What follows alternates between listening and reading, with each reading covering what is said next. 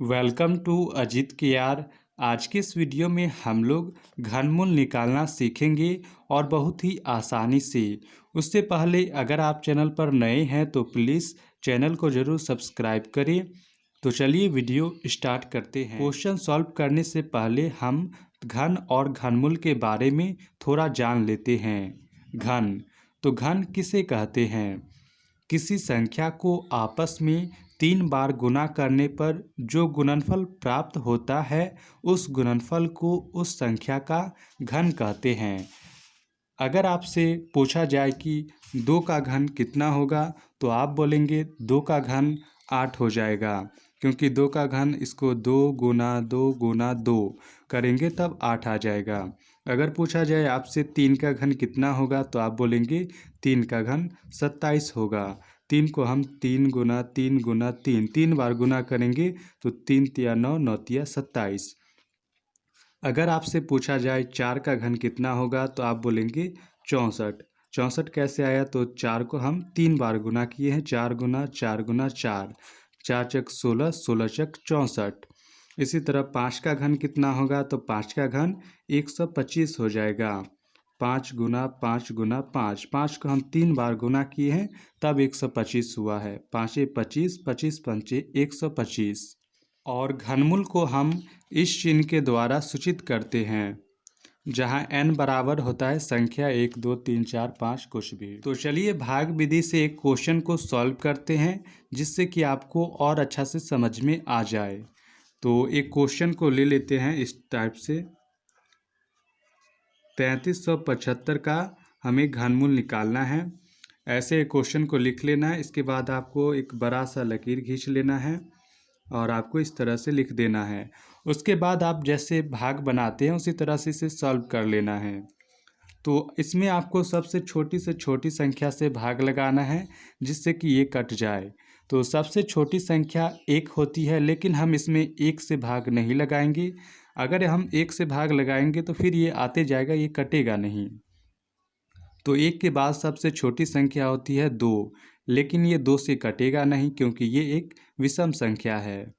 इसके बाद आता है 3। तो देखिए क्या ये संख्या 3 से कट रहा है? तो हाँ, ये संख्या 3 से कट जाएगा। तो चलिए इसमें 3 से भाग लगाते हैं। तो 3 से भाग लगाएंगे तो ये हो जाएगा 3 एकम 3, फिर ये हो जाएगा 3 एकम 3, फिर ये हो जाएगा 3 दूना 6, इसमें से 1 बच जाएगा 15, 3 पचे 15। तो इसे 3 से भाग करने के बाद 1125 आ गया। फिर हम इसको इस टाइप से घेर देंगे। अब देखिए इसमें सबसे छोटी संख्या जिससे कि इसमें भाग लगे, तो ये इसमें फिर से 3 से भाग हमें लगाना है। तो ये हो जाएगा 3 तिया 9, बच जाएगा 2, 2 और 2 22 हो जाएगा। फिर 3 सत्ते 21 हो जाएगा। फिर 1 बच जाएगा, 1 और 5 15, फिर 3 पचे 15। तो इसे 3 से काटने के बाद 375 आ गया। फिर इसको इस तरह से घेर दीजिए। अब देखिए 3 से फिर कट रहा है, तो हाँ 3 से फिर ये कट जाएगा। तो हम इसमें फिर से 3 से भाग लगाएंगे। तो ये हो जाएगा 3 एकम 3, 3 दूना 6, 1 बच जाएगा, इसमें देंगे 15। तो 3 पचे 15। फिर इसको इस टाइप से घेर दीजिए। अब देखिए क्या 3 से कट रहा है? तो अब ये संख्या 3 से नहीं कट रहा है। तो अब इसके आगे देखिए 4 से कट रहा है, तो 4 से भी नहीं कटेगा। देखिए अब 5 से कट रहा है, तो हाँ ये संख्या 5 से कट जाएगा। तो इसमें 5 से भाग कर दीजिए। तो 5 से भाग करेंगे तो 5 दूना 10, 2 बचेगा, ये 25 होगा, 5 25। फिर देखिए ये संख्या 5 से कट रहा है, तो हम इसमें 5 से भाग कर देंगे। तो 5 से भाग करेंगे, 5 25। फिर ये 5 से कट जाएगा, 5 एकम 5। तो ये अब पूरा कट चुका है। अब जो संख्या इधर आया है गुणनफल में, उसको हम लिख लेंगे। तो गुणनफल में आया 3 गुना 3 गुना 3, फिर गुना में 5 गुना 5 गुना 5।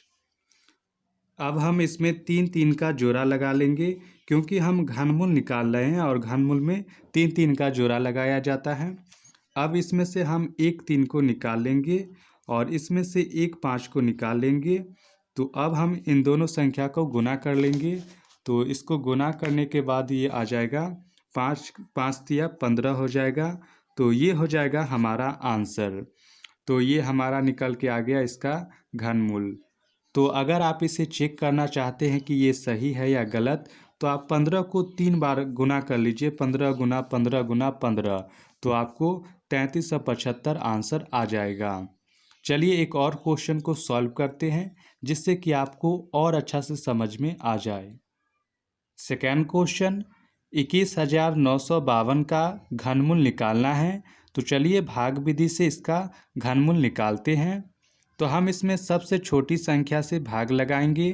तो सबसे छोटी संख्या 2 से हम इसमें भाग लगाएंगे। तो ये 2 से कट रहा है तो इसलिए हम 2 से भाग लगाएंगे। तो 2 से भाग लगाएंगे तो ये हो जाएगा 2 एकम 2, फिर एक इसमें एक संख्या में नहीं लगेगा तो 2 संख्या लेंगे। और अगर हम 2 संख्या को एक साथ लेते हैं तो हमें 0 लगाना पड़ता है। तो ये हो जाएगा 19। तो 2 नमा 18, एक बच जाएगा, एक इसको देंगे तो 15 हो जाएगा। फिर 2 सत्ते 14, फिर एक बच जाएगा 12 हो जाएगा ये, फिर 2 छक 12। अब हम फिर इसमें सबसे छोटी संख्या से भाग लगाएंगे। सबसे छोटी संख्या 2 होती है और ये 2 से कट रहा है इसलिए हम 2 से ही लगाएंगे। तो ये हो जाएगा 2 पंचे 10, ये हो जाएगा 9, तो 2 चक 8, एक बच जाएगा, ये हो जाएगा 17, 2 अट्ठे 16 हो जाएगा, फिर एक इसको देगा 2 अट्ठे फिर 16। अब फिर इसमें हम 2 से भाग लगाएंगे तो ये हो जाएगा 2 दूना 4, एक बच जाएगा, ये हो जाएगा 14, 2 सत्ते 14, 2 चक 8, फिर ये हो जाएगा 2 चक 8। फिर ये 2 से कट रहा है तो हम 2 से ही भाग लगाएंगे।